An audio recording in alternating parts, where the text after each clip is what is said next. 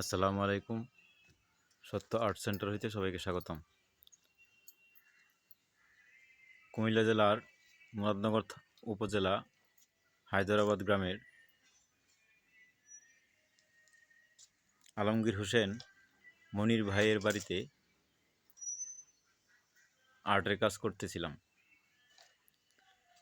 এই যে আলমগীর হোসেন মনির ভাইয়ের ছবিটা আঁকলাম বিশাল বড় আকারে, পুরাটা দেয়াল নিয়া, দুতলা একটা দেয়াল। ওনার মামা,